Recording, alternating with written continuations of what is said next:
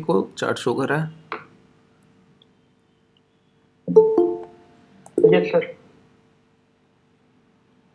ठीक है, चलिए।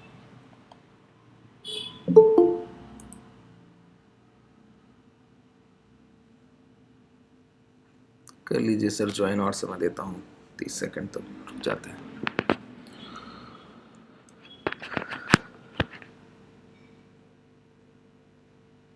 ठीक है, चलिए, इसको आना होगा, आएगा। पहले इंट्राडे प्राइसेस को देखेंगे। काफ़ी चीज़ें हम लोग जो डिस्कस करते हुए आगे बढ़ रहे हैं वैसे ही प्राइसेस को लेकर चलेंगे, और दिन का जो भी मूव रहा उसको कैच करेंगे, और जो भी आपने ट्रेड किया वो क्यों किया गया वो भी हम लोग समझेंगे। ठीक है, और बाकी चीज़ें कुछ लोगों को देखिए, मैंने आयरन फ्लाई पे डिस्कशन किया तो उसके पूरे रिस्क रिवॉर्ड को लेकर थोड़ा किसी को कन्फ्यूज़न है, किसी को स्विंग ट्रेडिंग के स्टॉप लॉस को लेकर कन्फ्यूज़न है। अगर समय रहा तो मैं उस पर भी डिस्कस कर लूँगा। शुरुआत करेंगे इंट्राडे प्राइजेक्शन से। ठीक है, देखिए आज मॉर्निंग में आपको ट्रेड कराया। बहुत कम ऐसा होता है जब मैं 9:15 आपका मार्केट ओपन हुआ 9:15 के समय, 9:15 AM के पहले 5 मिनट के अंदर ही मैं आपको ट्रेड दे दूं। और आज तो वो समय रहा होगा जब मार्केट कॉन्टिन्यूस पहली कैंडल 5 मिनट का आपको गिरते हुए दिख रहा होगा, फॉलिंग की तरह गैप अप हुआ होगा और गिर रहा होगा। मैंने उस टाइम पर नीचे से पुट शॉट कराया। ठीक है, जैसा लोगों का रिस्क रिवॉर्ड वैसा आप लोगों ने अपने हिसाब से शॉर्ट किया। मैं आप लोगों को जो पोजीशन मिला होगा, किसी को 41,600, 500, 700, 800, ये सारी पोजीशंस रही। तो देखिए, अगर मैं बेसिकली क्या कहता हूँ ध्यान से समझिएगा। देखिए बहुत सारी चीज़ें कहने लायक हैं, तो सभी चीज़ों को अगर मैं नहीं डिस्कस कर पाऊंगा किसी ना किसी सेशन में मैं ज़रूर टच कर देता हूँ, तो रिलेट करते रहा करिए चीज़ों को। ठीक है, मैं क्या कहता हूँ, मैं कहता हूँ कि अगर मॉर्निंग में प्रीवियस डे का क्लोज मान लेते हैं ये 100 है। ठीक है, 100 पर कोई भाव बंद हुआ है कल के दिन, और आज की क्लोजिंग गैप अप होती है 102, 103, मतलब एक अच्छा आधा % या 1% के आसपास अगर गैप अप मिल जाता है, 250-300 पॉइंट के आसपास भी अगर बैंक निफ्टी गैप अप मिल जाता है एग्जाम्पल के तौर पर देखें, तो फिर सडन बाइंग नहीं बनती। खुद ही कहता हूँ ये बात। तो अब आपको कहीं ना कहीं कंफ्यूजन होगा कि वो कौन सा तरीका हुआ कि गैप अप के बाद और पहली कैंडल नेगेटिव बन रहा है, उसके बावजूद मैं आपको लॉन्ग करा रहा हूं मार्केट। देखिए ये सारी चीजें रिलेट करती हैं प्राइजेक्शन से। एक आज का सेटअप है और एक सेटअप और है जब बाजार कंटिन्यू अप ट्रेंड में होता है। अभी तो हम लोग एक चॉपी मार्केट में है, प्राइस एक जोन में बना हुआ है। तो जब पहले से प्राइस अप ट्रेंड में पहले से चलता है, थोड़ी देर नीचे आता है रिट्रेस करके, फिर ऊपर जाता है, फिर थोड़ा सा नीचे आता है, फिर इस तरह के मूवमेंट में हो और अचानक से एक बड़ा गैप डाउन मिले, मैं ओपन होते ही बाई करता हूं, और ये स्कैल्पिंग की तरह ट्रेड्स होती हैं और बहुत बड़े प्रॉफिट देके आती हैं। और एक पैटर्न आज का है। ठीक है, एक पैटर्न आज का है। ये दो पैटर्न्स हैं। अभी ये इसको जब अप ट्रेंड में मार्केट था तो मैं क्लास में डिस्कस करता था कि जिस दिन भी मार्केट दोबारा से अप ट्रेंड में आएगा और फिर ये पैटर्न्स बनेंगे तो लाइव मार्केट जब भी प्रैक्टिकल मैं आपको ट्रेड कराऊंगा और फिर उस पर डिस्कस करूंगा। तो आज जो पैटर्न हुआ है उस पर बात कर लेते हैं कि कब ऐसे हुआ। देखिए समझिएगा बात को ध्यान से। हम लोग क्या करते हैं, हम लोग रेजिस्टेंस को रीड करते हैं कि कोई रेजिस्टेंस या फिर सपोर्ट, यही तो देखा करते हैं कि रेजिस्टेंस और सपोर्ट। रेजिस्टेंस का मतलब प्रतिरोध भाव के ऊपर जाने का, सपोर्ट का मतलब भी प्रतिरोध भाव के नीचे गिरने का। कोई ऐसा भाव कि चलते हुए भाव को ऊपर जाने से रोक दे, और सपोर्ट कोई ऐसा भाव जो गिरते हुए भाव की गिरावट को रोक दे। दो ही तरीके हैं। ये कौन से भाव होते हैं? जहां से पिछली बार बाजार गिरा हो, कोई प्राइस गिर कर आया हो, वही उसका अगला रेजिस्टेंस माना जाएगा। जहां से पिछली बार घूमकर बाजार ऊपर गया है, दोबारा वहीं आता है, तो वही उसका अगला सपोर्ट माना जाएगा। यही बातें हैं, बिल्कुल सिंपल है। अब इसी के साथ मैं एक चीज और डिस्कस करता हूं क्या, कि अगर रेजिस्टेंस को, जैसे अगर ये प्रतिरोध है तो कभी ना कभी बाजार तोड़ता तो है ही ना, सपोर्ट है कभी ना कभी बाजार तोड़ता तो है ही। वो तोड़ने का तरीका क्या होता है, तो मैं कई बार डिस्कस करता हूँ कि जैसे प्रीवियस सेशन में मैं डिस्कस कर रहा होऊंगा या उसके पहले जब भी ब्रेकआउट कराता हूँ, तो मैं क्या कहता हूँ, प्राइस अगर नीचे से बाइंग उठा के गया यहाँ तक और इसको इस लेवल को ब्रेक करना है, तो देखिए डायरेक्ट गैप अप हुआ तो प्राइस गिर गया। अगर अच्छा भाव होता तो यहाँ पे पेंडिंग ऑर्डर्स, प्रतिरोध किस बात का है, पिछली बार सेलर ने सेल किया है, इसी बात का तो रेजिस्टेंस है। ये जो 42,700 का भाव है, ये किस बात का रेजिस्टेंस है, इसी बात का रेजिस्टेंस है। आज इसको नहीं निकल पाया अभी तक, ये किस बात का रेजिस्टेंस है कि प्राइस यहां पर पहले से सेलर्स सेल कर रहे हैं। अगर इसके ऊपर निकलना है तो क्या किया जा सकता है, सिर्फ एक ही तरीका है कि इनकी सेलिंग को खरीद लीजिए, जितना भी ये बेचे उसको खरीद ले कोई। अब सेलिंग बड़ी है, इतनी बड़ी सेलिंग है कि बाजार गिरा जा रहा है सर, तो बायर भी बड़ा चाहिए होगा। अब देखिए फिर वही बात आ गई कि अगर सेलिंग बड़ी है तो बायर बड़ा चाहिए, और फिर बायर अच्छा भी चाहिए। अच्छा बायर कैसा होता है कि अब यहीं पर इसी प्राइस पे सेल किया जाएगा तो वो यहीं रुककर खरीदारी करे, रुका रहे यहाँ पर काफ़ी देर तक ठहरे, क्योंकि शॉर्ट्स हो रहे होंगे दोबारा से बाजार को। जैसे आज प्राइस पहुंचाना है यहाँ तक तो दोबारा से शॉर्ट किया जा रहा है, पिछली बार किया गया, उसके पहले गिराया गया, तो फिर से किया जा रहा है। अब अगर ये निकला तो ब्रेकआउट कर देगा। तीसरी बार है ना ये, चौथी बार में ब्रेकआउट होता है, सभी को पता है। अब देखिए, अब अगर बाजार को इसी प्राइस को ऊपर जाना है तो कैसे जाना होगा, तो जो यहाँ पर सेलर सेल कर रहे हैं वही खरीदना होगा। खरीदारी कैसे होगी, ये तो सेल कर रहे हैं तो ये सेल करें, आप खरीदिए।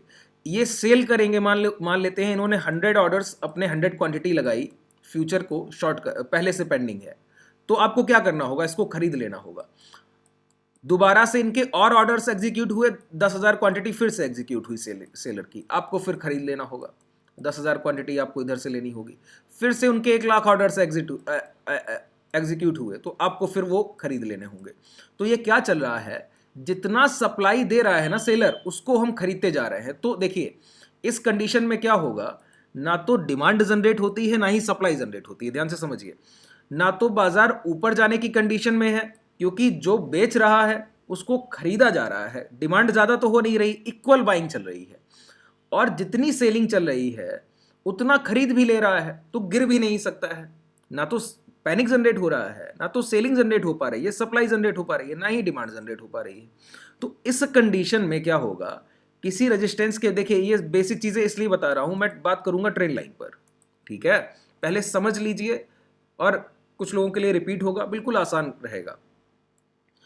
तो इस तरह से बाजार क्या करेगा, कोई भी प्राइस आके नियर बाई रेजिस्टेंस थम जाएगा, रुक जाएगा, एक जोन बनाने की कोशिश करेगा। जैसे आज का बाजार कोशिश कर रहा था कि कम से कम कहीं यहीं रुक लिया जाए। आखिर में थोड़ा सा पैनिक आया रिजल्ट्स के आसपास, और मुझे लगता है कि ये पैनिक दूर हो जाना चाहिए। देखते हैं क्या होगा, आगे डिस्कस करेंगे। अब होगा क्या यहाँ पर, अगर ये बाजार यहाँ रुकता है प्राइस थोड़ी देर, इसका मतलब क्या है, प्राइस के रुकने से हम लोग पहचान पाएंगे कि शायद हो सकता है, सेलर्स तो सेल कर रहा है, उसका धर्म है, तो कोई रुककर खरीद रहा है। इसका मतलब ये है कि अगर प्राइस के ऊपर जाने के लिए इसी को इसका दरवाजा मान लिया जाए, किवाड़ की तरह हो, ये गेट की तरह हो, तो समझिए आप क्या कर रहे हैं, किसी के दरवाजे पर खड़े होकर दस्तखत दे रहे हैं।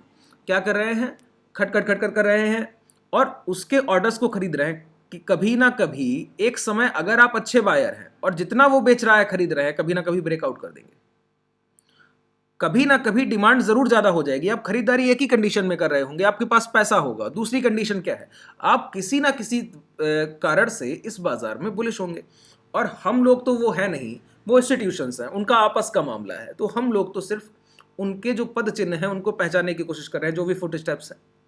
तो कैसे पहचाना है कि नियर बाई रेजिस्टेंस प्राइस आए और वहां आके खड़ा हो जाए और टिका रह जाए, और उसके बाद अगर निकलता है ना, तो समझ लीजिए एक अच्छा ब्रेकआउट है, ठीक है। इसी तरह से सिर्फ देखिए, रेजिस्टेंस एक लाइन, ये हॉरिजॉन्टल लाइन है, जैसे ये लाइन है, ये एक क्षैतिज रेखा की तरह है कि प्राइस पिछली बार जहां से गिरा वहीं से गिरा है।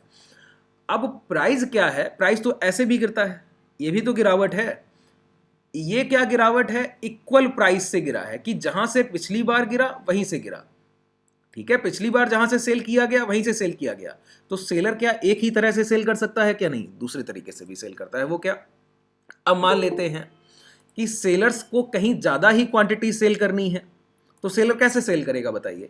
अगर पिछली बार सेलर 44,000 पे मान लेते हैं शॉर्ट कर रहा है और उसको बहुत क्वांटिटी शॉर्ट करनी है, तो पहला पैनिक आएगा, फिर प्राइस ऊपर जाए, फिर वो सेल करे। तो इतना इंतजार नहीं कर सकता वो बायर्स के लिए। हो सकता है बायर उसको नेक्स्ट टाइम में बीट कर दे, अगर ज़्यादा बुलिश हो जाए, तो इतना मौका नहीं देगा। वो क्या करेगा, पहली बार 44,000 से गिराएगा, अगली बार 43,000 से ही गिरा देगा, उसके अगली बार 42,000 से ही गिरा देगा। तो ये क्या है, इस तरह से प्राइस देखिए गिरता है। ये भी गिरावट का एक तरीका है, ये भी गिरावट का एक तरीका है। इक्वल प्राइस से गिराया जा सकता है और नीचे के भाव से भी और नीचे सेल किया जा सकता है, कि पिछली बार सेल किया 44,000 से, फिर 43 से, फिर 42 से, नीचे के प्राइस पे सेल करते हुए नीचे बढ़ रहे हैं। ये भी एक तरीका है। तो ये जो तरीका है ना, इसको कहते हैं ट्रेंड के साथ गिरावट। जिधर भाव चल रहा है उसी तरफ ऑर्डर एग्जीक्यूट किए जा रहे हैं लोअर लेवल्स पे। गिरावट है ना, तो लोअर लेवल्स पे। यही ऊपर जा रहा होता तो हायर लेवल्स पे जो खरीदार है वो खरीदते हुए भाव को ऊपर ले जा रहा है। ये बिकवाली करते हुए नीचे लिए आ रहा है। पहले यहां बेचा होगा, फिर यहां बेचा होगा, फिर यहां बेचा होगा, आखिर बार यहां बेचा है। अब नीचे के लेवल पे कहीं बायर भी खरीदना चाहता है, तो फाइट की शुरुआत हो गई है, प्राइस कहीं फंस गया है। अब इसी को कहते हैं ट्रेंड के साथ गिरावट। ठीक है, तो मतलब अगर आप पहचान लेते हैं कि पिछली बार बाजार गिरा है 44,000 से, तो कैंडल्स बनी होंगी गिरावट की। अगली बार थोड़ा सा ऊपर आया तो गिरा 43,300 से। ठीक है, और फिर नीचे आया है और फिर ऊपर गया तो फिर गिरावट हुई है 43,100 से। तो आप क्या करेंगे, आप ये देखेंगे कि फर्स्ट टाइम सेल किया 44,000 से, फिर किया है 43,000 से, 43,900 मान लेते हैं, जो भी आप मानिए। ये फिर सेल किया है 43,100 से। तो 3 जगह से सेल किया है लोअर लेवल पे, पहले ऊपर, फिर उसके नीचे, फिर उसके नीचे। मतलब सेलर और सेल करना चाहता है, नीचे भाव को लाना चाहता है। तो ये तीनों पॉइंट्स को अगर आप मिलाते हैं तो क्या बनता है, ट्रेंड लाइन।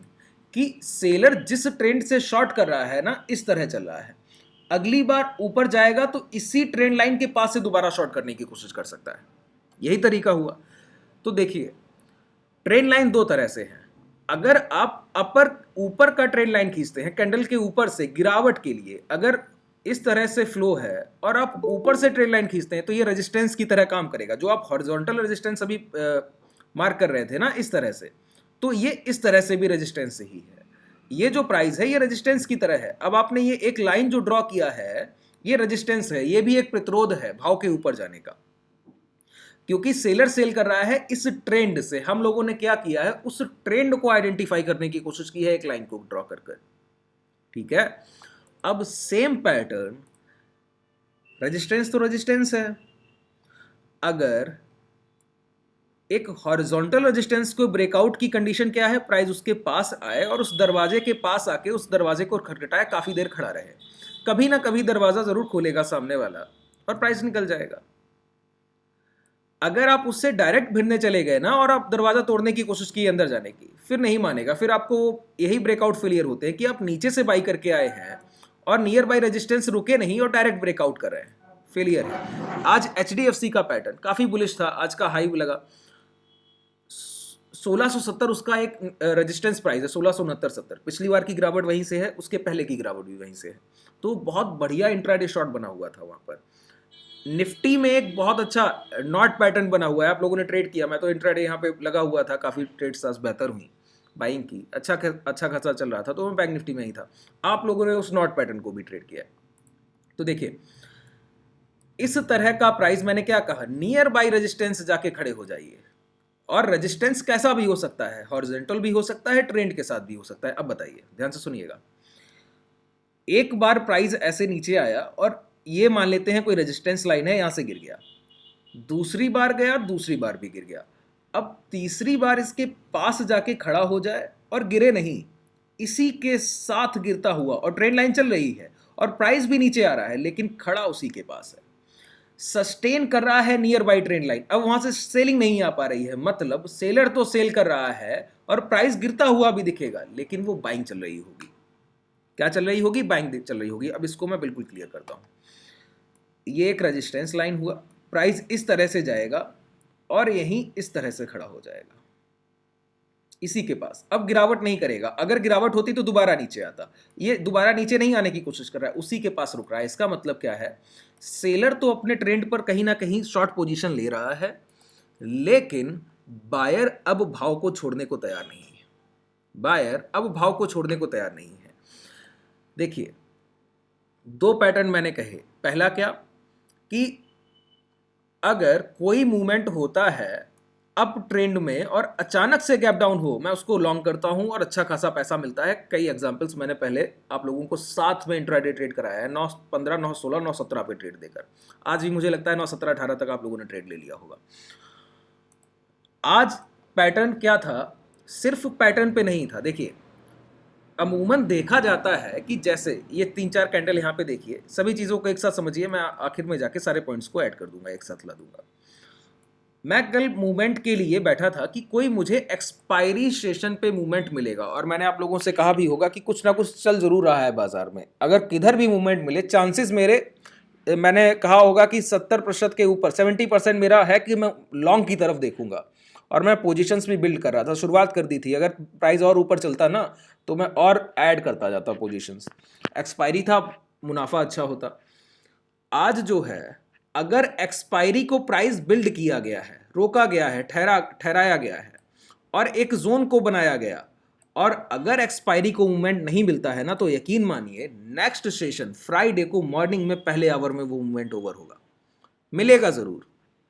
वही ये बात है। अब समझिए मैं क्यों ऊपर के लिए बुलिश था और मूवमेंट अपसाइड के लिए देख रहा था। यही पैटर्न है। देखिए, मैं आपको 5 मिनट के टाइम फ्रेम पर लेकर आता हूं।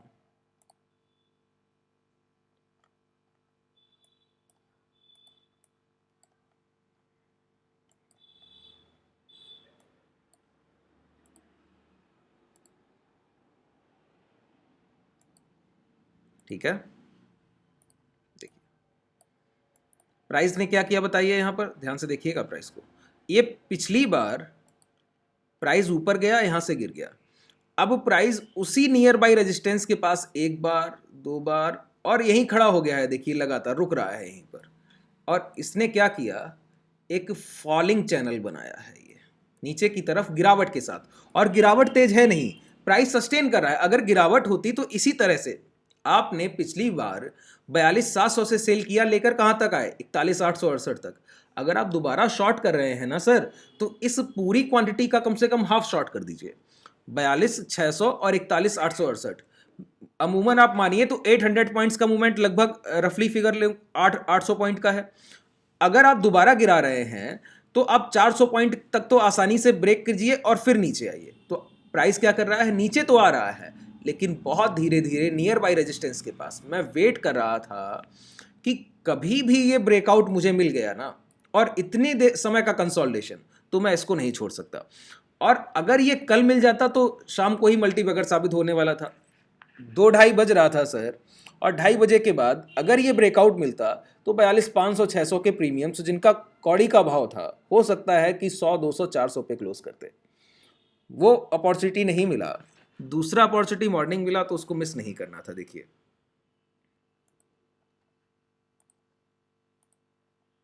पहले मैं इसको हटा देता हूं दोबारा से।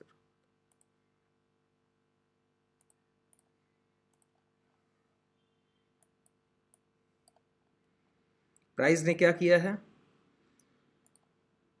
मॉर्निंग गैप अप किया है, ऊपर ओपन हुआ, नीचे की तरफ यही गिरावट हो रही थी। मुझे पता था ये रिटेस्ट करने आ रहा है, इसी ट्रेंड लाइन को रिटेस्ट करने आ रहा था, कंफर्मेशन था लगभग माइंड में। देखिए, इसीलिए मैं कहता हूं कि जब भी आप बड़े प्रॉफिट्स करेंगे, उसके पीछे एक बहुत बड़ी चीज होगी, पता है क्या? अपने प्रीवियस प्राइजेक्शन पे जो बिलीव होगा ना, वो बहुत बड़ा होगा। जैसे आज के पैटर्न्स पे मैं जितना ऑप्शन बाइंग चाह रहा था, जितनी क्वांटिटी चाह रहा था, उसको एग्जीक्यूट कर रहा था। मुझे अपने पैटर्न पे बिलीव है, क्योंकि मैंने पहले ट्रेड कर रखा है।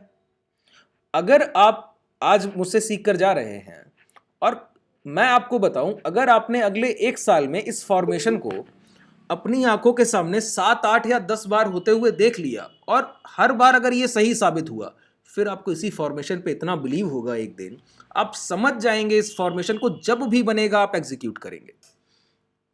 और पैसा कहाँ लगता है? जहां पर आपका बिलीव होता है, पूरा पैसा वहीं लगता है। पैसे को राइड कहाँ किया जा सकता है? जहां आपका बिलीव है। और बिलीव प्राइस एक्शन पे ही होता है। भरोसा किस पे है? भाव पर होता है। और भाव पे भरोसा करने के लिए खुद पे भरोसा होना जरूरी।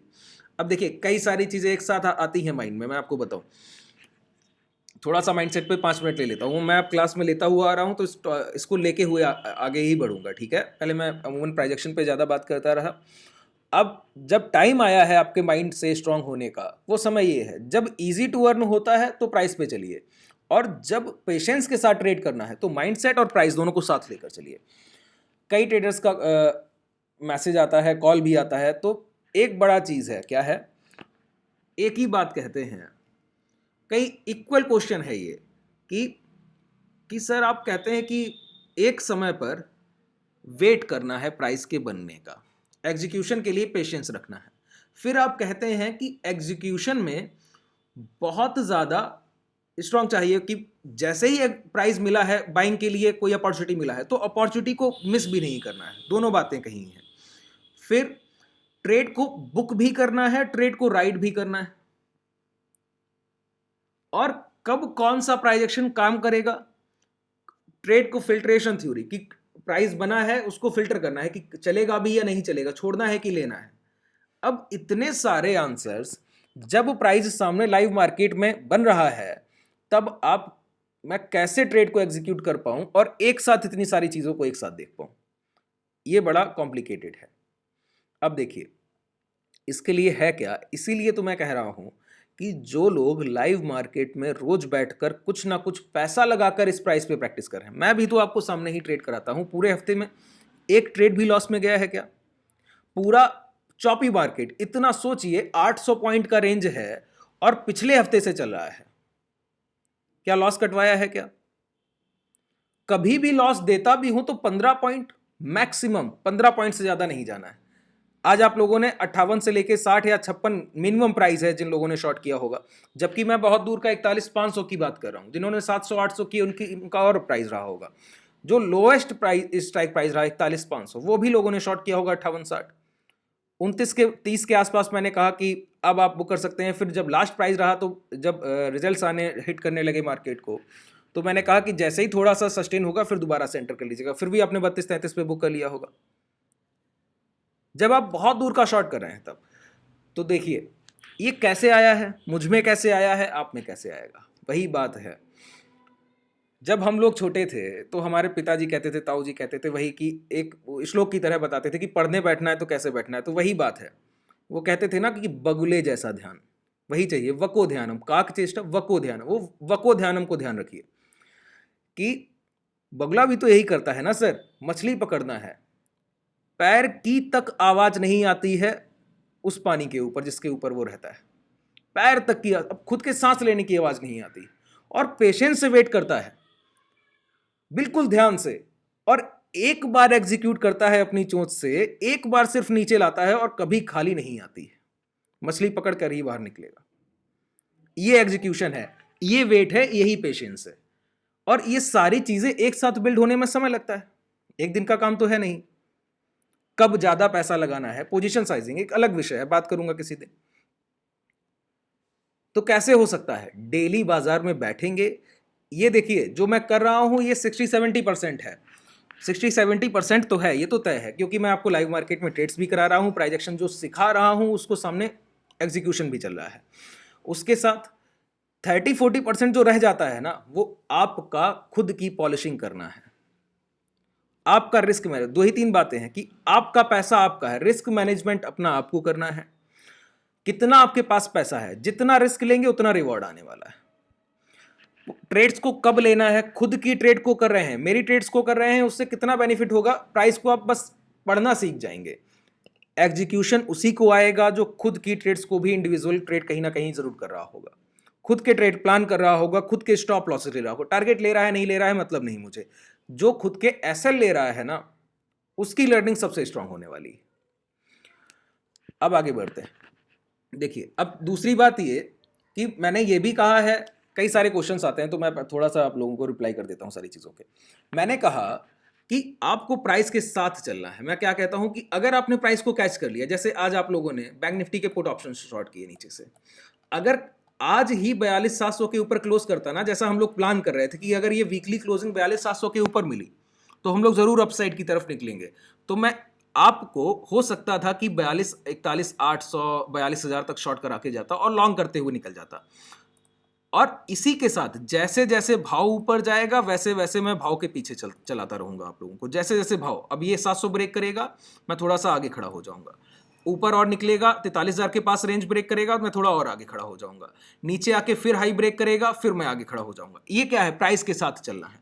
यही तो मैं, देखिए मैं क्या कर रहा था निफ्टी में, मैंने क्या किया कल तक, क्या किया है मैंने आपको नीचे से शॉर्ट कराया एक बार, फिर दूसरी बार शॉर्ट कराया, कल मोमेंटम आया ही नहीं तो मैंने निफ्टी को छोड़ दिया ना, वहां पर छोड़ दिया। अब दोबारा जब मूवमेंट मिलेगा फिर निकलूंगा उसी के साथ। तो ये मूवमेंट जब तक चला है तब तक मैं साथ था, मूवमेंट डल हुआ मैं निकल गया। अब बैंक निफ्टी में मूवमेंट मिला है तो इसको कैच कर रहे हैं।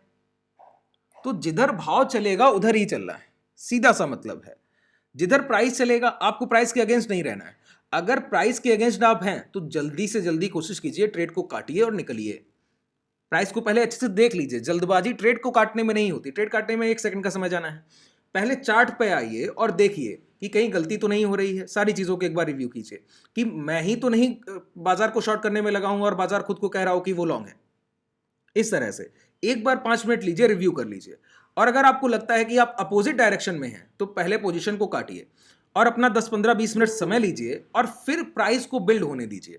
सामने बैठिए, प्राइस को बिल्ड होने दीजिए, चलने दीजिए प्राइस को स्क्रीन पर, और देखिए कि अब आपको, अगर आप गलत थे तो अब आपको अपोजिट साइड, जो ट्रेंड का साइड है, उधर ट्रेड किस प्राइस पर एग्जीक्यूट करना है, फाइंड आउट कर ली। ये नहीं करना है कि आप अगर गलत डायरेक्शन में हैं, मान लेते हैं कि प्राइस आपको कह रहा है कि लॉन्ग करना है, ठीक है, ऊपर जाना है, और आप शॉर्ट करके बैठे हैं। अब आप माथा पीटते रहें बैठकर कि मैं तो शॉर्ट करके बैठा हूं और बाजार से कह रहे हैं गिर जाइए। आपके कहने से चलेगा नहीं चलेगा। आप क्या करेंगे, चार्ट पर जाइए, जो प्राइजेक्शन सीख रहे हैं जिस तरह से, इसी प्राइजेक्शन को वहां पे अप्लाई कीजिए। और फिर क्या करना है, अगर आप गलत हैं तो सबसे पहला काम करना है जो ट्रेड में है उसको कट कीजिए। अपनी गलती मान लीजिए कि मैंने गलत ट्रेड एग्जीक्यूट किया है, पहला काम हो गया। ये सबसे बड़ा काम था जो पहला आपने कर लिया। अब आप फ्री माइंड से सोच पाएंगे कि आगे कुछ हो सकता है क्या। अब देखिए कि अगर ऊपर प्राइस जाना था और मैं गलत डायरेक्शन में था तो अब मुझे एंट्री कहां मिलेगी। ये नहीं होना चाहिए कि ये ट्रेड काटा है और ऊपर जाना था तो हाई पे ही बाई करे ले रहे हैं, नहीं। अगर आप प्राइस पहले से हाई पे है तो वेट कीजिए, थोड़ा सा नीचे आने दीजिए, फिर आप लेकर जाइए ऊपर। एंट्री देखिए कि एंट्री मुझे अच्छी कहां मिलेगी, उस एंट्री का वेट कीजिए। यही तो पेशेंस है, यही तो एग्जीक्यूशन है जो आपके साथ चलने वाला है। मैं किसी चीज को, देखिए यही प्राइस है, इक्वल प्राइस है, सेम, कुछ भी अलग नहीं है। मैंने कहा कि कल क्या था, एक्सपायरी, मूवमेंट नहीं मिला, price near by resistance trade करता रहा, एक फॉलिंग जोन बनाया और ब्रेकआउट किया, मॉर्निंग ब्रेकआउट किया, गिरते हुए भाव को खरीद लिया मैंने। क्यों, प्रीवियस पहले इस प्राइस को मैंने कई बार ट्रेड किया है, तो वो भरोसा है इस भाव पर कि ये लॉस नहीं देगा, और देगा भी। मेरा पहले से प्लान है कि अगर प्रीवियस डे क्लोजिंग के नीचे निकलता ना तो मैं काट के भी निकल जाता, ये भी कंफर्मेशन है। अगर पिछले दिन के लोग, ये क्लोजिंग प्राइस जो है इसके नीचे निकलने की कोशिश करता, मैं काट देता ट्रेड को, बिल्कुल नहीं रखने वाला था। और तब तक मैं सिर्फ ऐड करता, जितनी गिरावट होती मैं ऐड करता। यही तरीका है। अब देखिए दूसरी बात,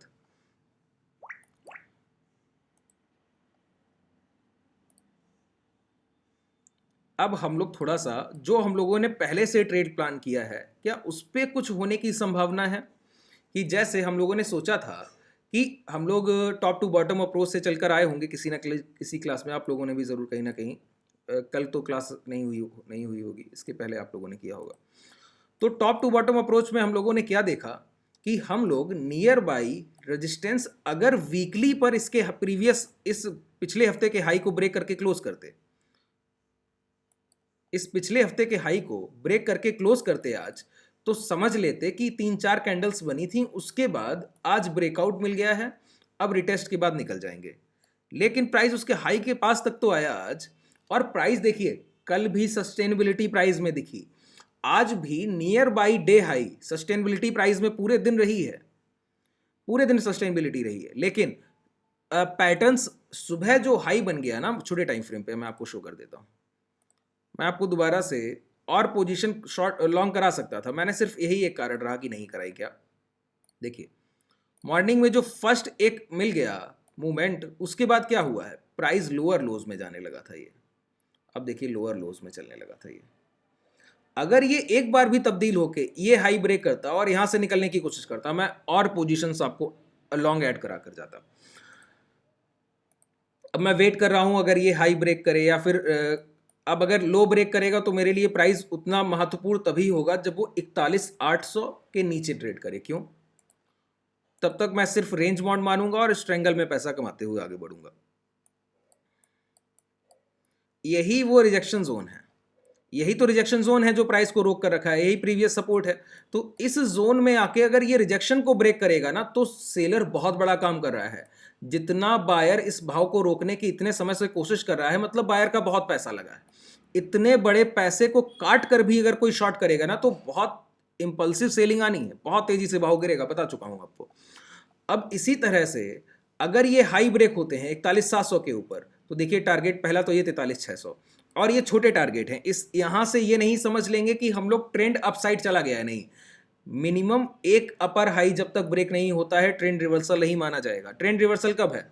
जब बाजार यहां तक जाए, फिर थोड़ा सा नीचे आके इसको 43,600 को भी ब्रेक करके सस्टेन करे। सस्टेन करने के बाद रिटेस्ट करके जब यहां पहुंचेगा ना, तो मैं कंफर्मेशन मानूंगा अब ये भी ब्रेक होगा।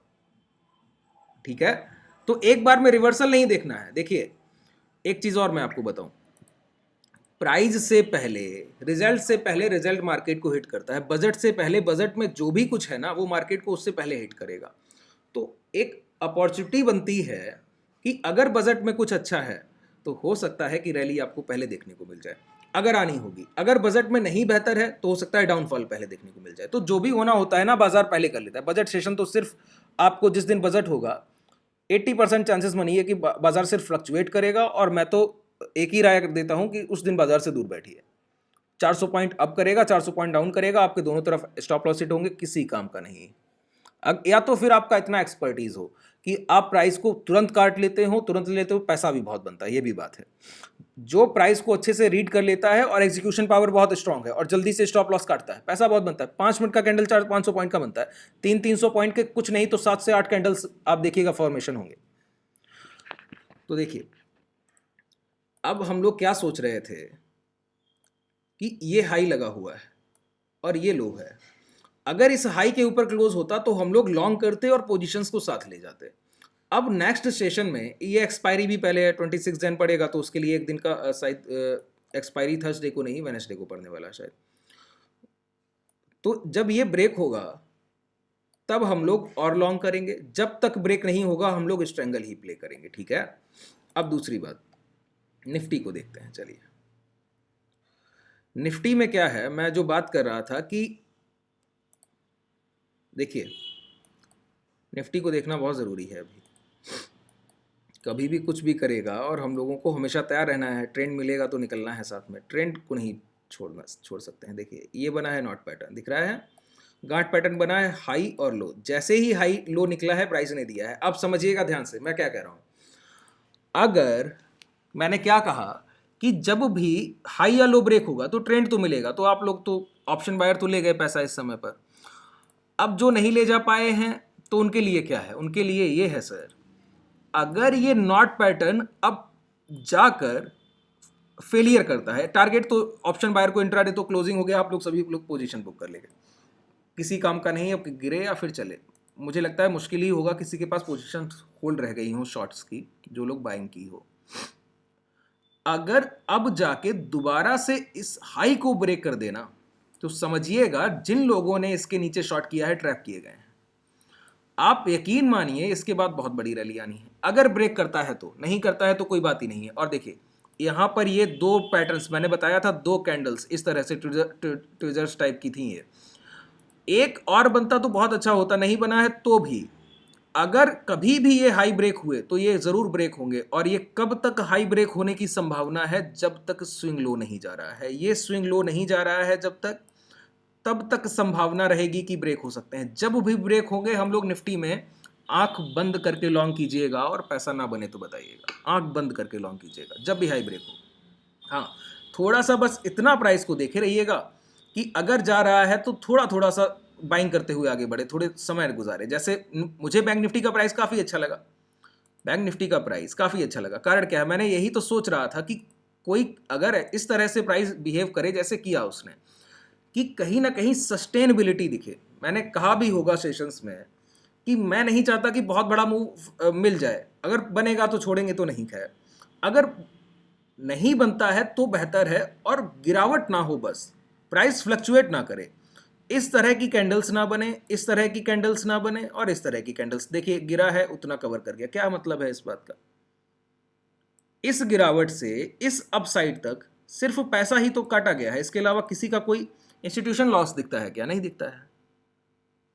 किनका पैसा गया? रिटेलर्स का गया है। तो इस फ्लक्चुएशन में सिर्फ लॉस करते हैं रिटेलर्स।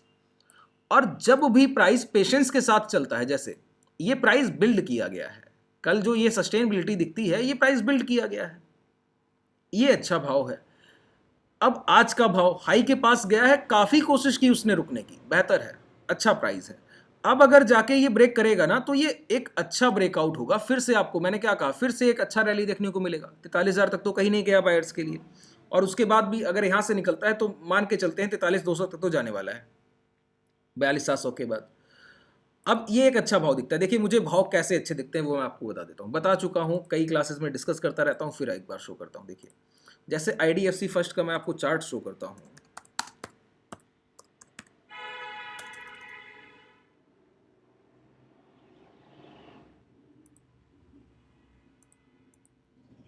देखिए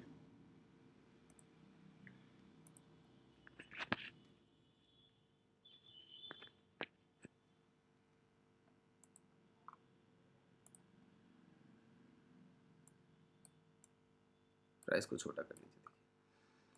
अब ये प्राइस अच्छा है, डेली टाइम फ्रेम है, याद रखिए ये 5 मिनट टाइम फ्रेम नहीं है, ये डेली टाइम फ्रेम है। मैं आपको निफ्टी PSUs का भी चार्ट शो करूंगा, आपको पता लगेगा कि मैं क्या बात कर रहा हूँ। ये देखिए बहुत तेजी से शॉर्ट किया गया, पहले से ट्रेंड क्या है? पहले से ट्रेंड है अपसाइड, ठीक है। और लास्ट प्राइस जो दिखता है बाइंग का, वो ये सबसे अच्छी बाइंग थी कि प्राइस ने जब ये हाई बनाया फिर यहाँ से निकला, तो सबसे बड़ा सपोर्ट, सबसे बड़ा रेजिस्टेंस जब निकलता है तो वही सबसे बड़ा सपोर्ट बनता है। प्राइस ऊपर गया, फिर ये अप ट्रेंड में ही चल रहा है तब से। एक 63 से सेल किया और ये लो लगाया है यहाँ पे 52-80 के आसपास का, ठीक है। अब लेकिन प्राइस जो है यहाँ पर बायर्स इतने स्ट्रांग हैं कि उन्होंने प्राइस को यहाँ खड़ा ही नहीं रहने दिया, उन्होंने नेक्स्ट डे गैप अप कराया होगा, फिर प्राइस को ऊपर लेके गए। और अब वही चीज़ है क्या कि फिर वहीं पहुंच कर देखिए ये प्राइस को, ये गिरावट की तरह दिखता है। जो पिछली बार सेलर इतना इंपल्सिव सेल किया हो, ये 5-6 ट्रेडिंग सेशन में 64 का भाव 52 लाना आसान बात है क्या? नहीं है। काफी इंपल्सिव सेलिंग है, बहुत तेजी से गिरावट है, एक सेशन बायर को बाई करने का मौका नहीं दे रहा है। उसके बावजूद इतनी बड़ी सेलिंग के सामने भी प्राइस को हायर जोन में, देखिए ये लोअर जोन होता अगर भाव यहां कहीं रुका होता, प्राइस रुक कहां रहा है? आपने यहां से शॉर्ट किया है, प्राइस इसी के पास से रुकने की कोशिश करने लगा है। और सस्टेन कैसे कर रहा है? छोटी छोटी सी कैंडल्स में। मैं आपको बताऊं, ये वॉल्यूम्स आपको डिक्रीज होते हुए दिख रहे हैं, ठीक है। एक कैंडल आपको दिखेगा इस तरह का वॉल्यूम्स का, अचानक से दिखेगा ये, और उस दिन आपको बहुत बड़ी बाइंग नहीं दिखेगी, इसी तरह का कोई कैंडल शो होगा यहाँ पे कि इस तरह से दिखेगा कि पिछले 3-4 दिन की सेलिंग काट दी गई होगी, बस इतना शो करेगा। यकीन मानिए उसके बाद इसके टारगेट मिनिमम 72, 75, 80 होने वाले हैं, मिनिमम होंगे जो पोजिशनल। 1-2 दिन में नहीं आना है, धीरे धीरे आएगा, 1.5-2 महीना लग सकता है, हो सकता है 20 दिन में चला जाए, लेकिन आना ज़रूर है, ठीक है। इसी तरह से मैं आपको निफ्टी PSUs का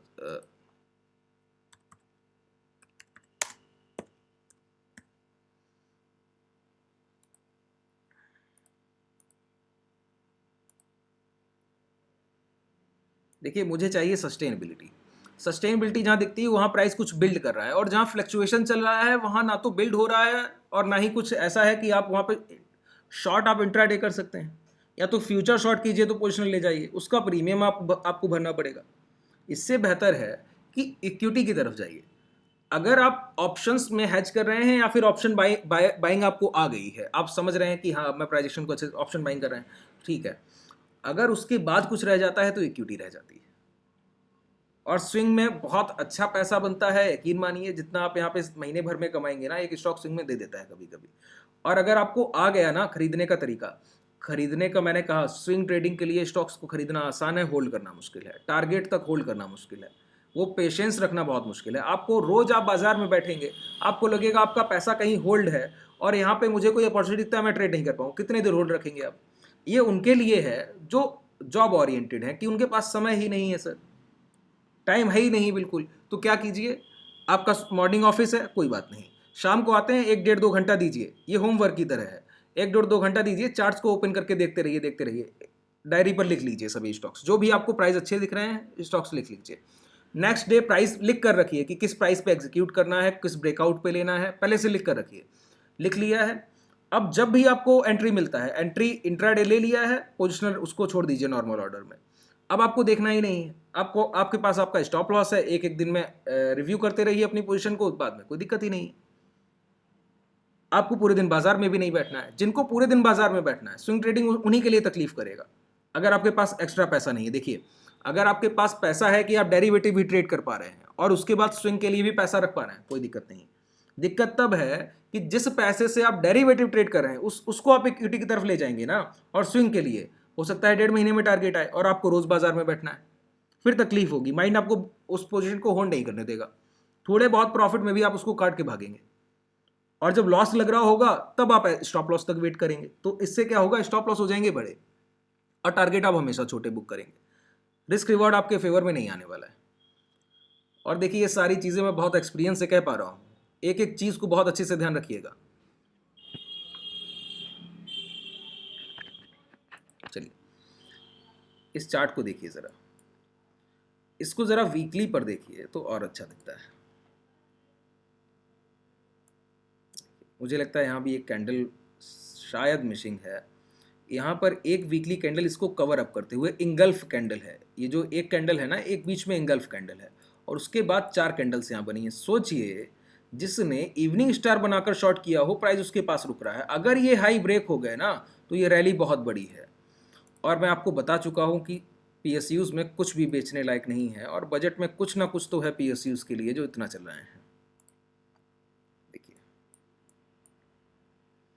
ये प्राइस कितना बेहतर लगता है, यहाँ पे एक कैंडल मिसिंग है, ये यहाँ पे 1 2 कैंडल्स हो सकती हैं, आइडिया नहीं है, लेकिन वीकली पर पूरा एक इंगल्फिंग कैंडल है, जैसे ये वीकली कैंडल बना है तो इसका एक इंगल्फिंग कैंडल पूरा प्राइस को ढकते हुए ऊपर आया है, भाव पूरी सेलिंग को काटता हुआ, और उसके बाद हाई के पास फिर यहीं रुक रहा है। और देखिए ये शॉर्ट्स के कैंडल हैं, लेकिन प्राइस क्या कर रहा है, रोकने की कोशिश कर रहा है, भाव रुकने की, कोई सेल करने की कोशिश कर रहा है, लेकिन बायर की सबसे बड़ी जीत तो ये है ना, बायर की सबसे बड़ी जीत यहाँ पर क्या है कि इतनी खरीदारी के बावजूद आप अपर प्राइस पे सस्टेन करा पा रहे हैं स्टॉक को।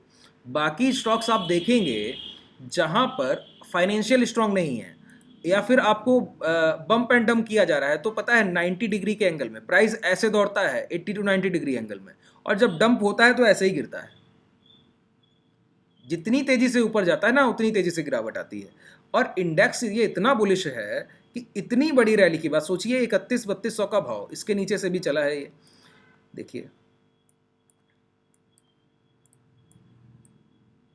यहां से चलते हुए गया है, ये पिछली बार हाई बनाया इसी तरह से सस्टेन करके निकल गया, फिर हाई बनाया, अब देखिए फिर सस्टेन करके फिर निकलेगा, ये दूसरी बार होगा और एक बार और होगा। मैं पीएसयूज जब तक 10,000 के ऊपर ना जाए ना रिव्यू ही मत कीजिएगा, 2 साल लगे 3 साल लगे 5 साल लगे, होल्ड कीजिए। निफ्टी पीएसयूज 20 कब से खरीदारी करा रहा हूँ आप लोगों को, याद कीजिए वो समय, आईडीएफसी और पीएनबी कब से खरीदारी हो रही है, बीओबी, ये वो बैंक्स हैं जो मल्टीबैगर हैं। अगर आप लोगों के पास पैसा है तो बेहतर है कि आप अपने सेविंग अकाउंट से निकाल कर यहाँ रखिए पीएसयूज में। अगर कहीं भी रिस्क दिखता है तो एसआईपी मोड में चले जाइए, पीएसयूज के 20 में एसआईपी कीजिए। यकीन से कह सकता हूं कि आपका पैसा 2 गुना 4 गुना 5 गुना होने से तो अभी 5-6 साल में कोई नहीं रोक सकता है। ठीक है, बहुत आसानी से। और कब से खरीदारी करा रहा हूँ मैं, तो यहाँ कहीं से खरीदारी करा रहा हूँ आप लोगों को, बहुत समय हो गया यहाँ कहीं से खरीदारी करा रहा हूँ, तब ये हाई लगा चुका है। उसके बाद अभी भी एवरेज कराता हूँ, बेचने के लिए नहीं कहता हूँ, एवरेज करा रहा हूँ। किसी से एक बार भी कहा कि पीएनबी बेचिए, आईडीएफसी, कहता हूँ जितना गिरे खरीदिए, जितना नीचे मिल रहा है अपॉर्चुनिटी है, गोल्डन अपॉर्चुनिटी है, खरीदिए। पीएसयूज के जो भी स्टॉक, बहुत बैंक हैं, मैं आपको नाम लेकर बताऊंगा, जितना पूरे इंडेक्स के बैंक देखिएगा डबल हो चुके होंगे। और आपको लग रहा होगा कि देखिए महंगा भाव ही और महंगा होगा, ध्यान रखिए इस बात को। आपको लग रहा होगा कि रैली आ गई है, बीओबी जो 80-85 बिक रहा था वो 180 ट्रेड कर रहा है, 185 ट्रेड कर रहा है। आप यकीन मानिए वो 500 भी ट्रेड करेगा और स्प्लिट होकर फिर दोबारा 500 ट्रेड करेगा, 1:2 में करे, 3 में करे, फिर 500 ट्रेड करेगा। टाटा स्टील, आपको लग रहा है इतना ऊपर जाके स्प्लिट होके फिर मिला है, वो दोबारा से ट्रेड करेगा सर, जहां से आया है ना, स्प्लिट होने के बाद फिर वही उसी प्राइस पे ट्रेड करेगा एक समय। आप पेशेंस रख पाइए। देखिए अगर आपका कोई अर्निंग का कोई सोर्स है और आप कहीं भी एसआईपी चला रहे हैं तो बेहतर है यहाँ बैठकर एसआईपी चलाइए। ये गोल्डन पीरियड है आपके लिए। आने वाले 10, 20, 15 साल जो होल्डिंग में चला गया, एवरेज रिटर्न अगर आप इंट्राडे 1%, आधा % गेन करते हैं सारी ट्रेड्स में माथा पच्ची करके, और अगर आपको इनसे बहुत ज़्यादा सुकून नहीं और आपको लगता है कि कोई प्रॉब्लम लग रहा है, ठीक है ना, तो मैं आपसे कहता हूँ कि एसआईपी मोड में सिर्फ इन्वेस्टमेंट कीजिए अच्छे स्टॉक्स में। मैंने आईटी के कितने स्टॉक, आईटी का 20 बताया हुआ है आप लोगों को, कितने स्टॉक्स बताए हुए हैं। आईसीआईसीआई बैंक लोग खरीदने को तैयार नहीं है सर, वो बैंक का पीरियड है ये, आप अभी समझेंगे जब रैली आएगा। मैनेजमेंट का कमेंट्री सुनिए आप, इतना बुलिश मैनेजमेंट मैंने कभी किसी का नहीं देखा, किसी इंडेक्स का नहीं, किसी भी इंडेक्स के कोई सेक्टोरल ग्रोथ हुई है इससे पहले तो नहीं देखा। पीएसयूज के साथ ही रियल्टी भी चलेगा, और आप देखिएगा रियल्टी उतना मुझे नहीं लगता परफॉर्मेंस कर पाए जितना पीएसयूज करेंगे। अनप्रिडिक्टेबल ग्रोथ है। आपके रिटर्न 15 से 20 साल में मैं आपसे वादा कर सकता हूं कि जो आप इंट्राडे में कमाएंगे इनको बीट कर देंगे। जो इन्वेस्टर है वो इस पैसे को बीट कर देगा जो ट्रेडर कमाएगा।